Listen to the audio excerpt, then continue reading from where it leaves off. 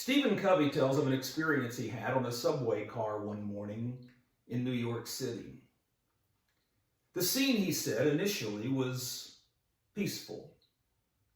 People were sitting around reading newspapers. Some were sitting with their heads back and their eyes closed, just lost in thought. But things were quiet and serene. But at the next stop, a man got on the subway car with several children, and the children were so loud and rambunctious that immediately the entire climate on the subway car changed. The father sat down right next to Stephen Covey and leaned his head back and closed his eyes, apparently oblivious to the entire situation. Meanwhile, the children were running wild all around the subway car, hollering, throwing things, even grabbing other people's papers. And the father sat there doing nothing and taking no responsibility for the actions of the children. Stephen Covey could hardly believe it. He said, it was difficult not to feel irritated. Here his children were running wild. It was very disturbing, and he was doing nothing about it. And it was clear that the children were disturbing others on the subway car as well. Finally, after what Stephen Covey said was incredible patience and restraint, he finally leaned over to the father and he said to him, "Sir, your children are disturbing a lot of people. Do you think you could do something to bring them more under control?"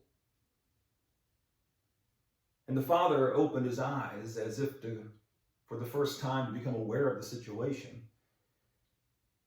And he said, "Oh, you're right. I should do something.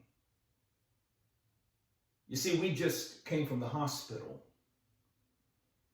Their mother died about an hour ago. And I don't know what to think.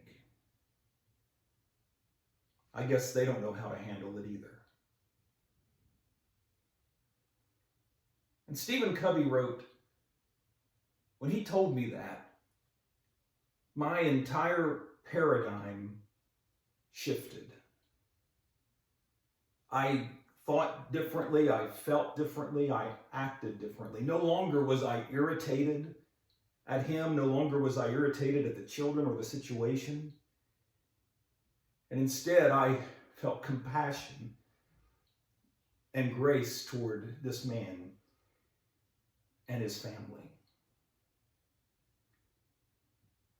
How many times do we look at a situation or see the behavior of an individual and come to a harsh judgment or a critical analysis of their actions without really knowing all of the circumstances or the factors that may have contributed to it? Whereas if we knew all that was going on, we might have a little more grace and understanding. So let's not be so quick to judge. We wouldn't want others to do that to us.